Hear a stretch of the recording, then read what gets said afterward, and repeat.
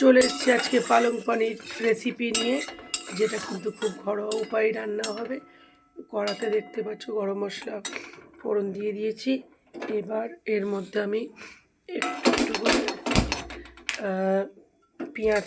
পেঁয়াজ কুচিটা মিশিয়ে দিচ্ছি।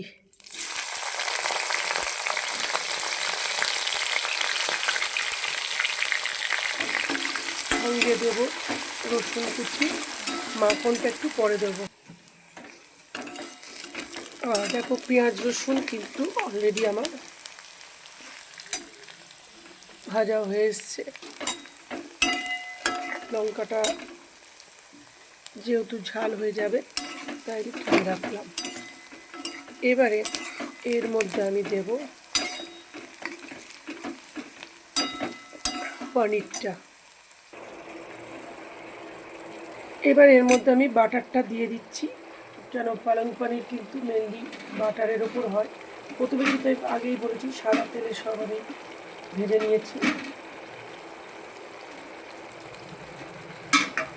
এতে আর একটু বাটার মেশাবো। তারপরে আমি এর মধ্যে দেখো পনিরের কিউবগুলো দিয়ে দেবো। এখানে বড় পনিরের টুকরো অনেকে দেয়, আমি ছোট করে কেটেছি, তার কারণ জিনিসটাও ভালো লাগবে, মুখে পড়বে। আলাদা করে পনির করতে হবে না। তার মধ্যে আমি কিন্তু এখানে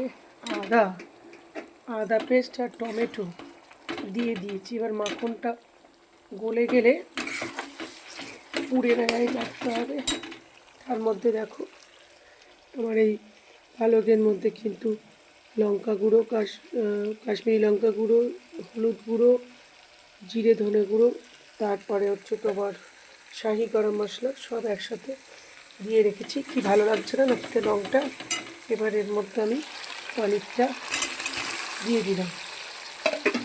পনিরটা জাস্ট হালকা ভেজে মাখনের সাথে সাথে এটা ভাজাটা হয়ে যাচ্ছে।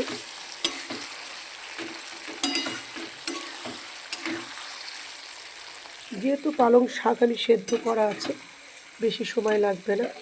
এবার আমি এর সাথে কিন্তু পুরো পেস্টটাকে মিশিয়ে দেব।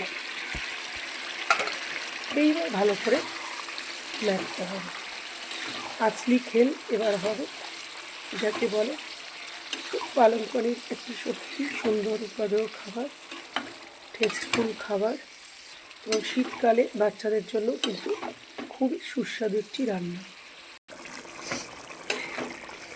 এবারে দেখো এর মধ্যে কিন্তু আমি চিনি আর নুন দুটোই আন্দাজ মতন দিয়ে দিয়েছি। এবার মশলাগুলো ভালো করে সেদ্ধ হলেই কিন্তু আমার শুকনো লঙ্কাটা যে ভেজে রেখেছিলাম দিলাম।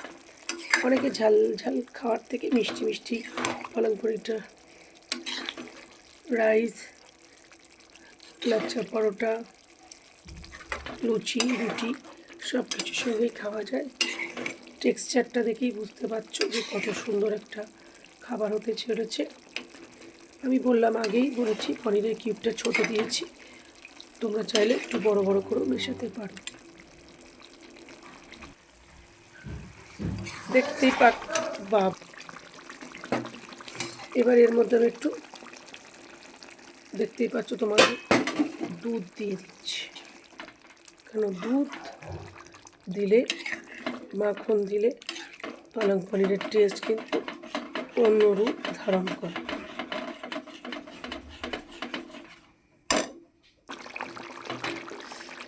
কালারটা কতটা বোঝা যাচ্ছে বুঝতে পারছি না, তবে অনেকেই ক্রিম দেয়, তো আমি একটু দুধ দিয়েছি। তো আজকে আমার পালং পনির কিন্তু রেডি। কেমন লাগলো রেসিপিটা অবশ্যই সবাই একটু কমেন্ট করে জানিও। দেখা হবে পরবর্তী আরেকটি ভিডিওতে। ততক্ষণ পর্যন্ত সবাই ভালো থেকো, সুস্থ থেকো।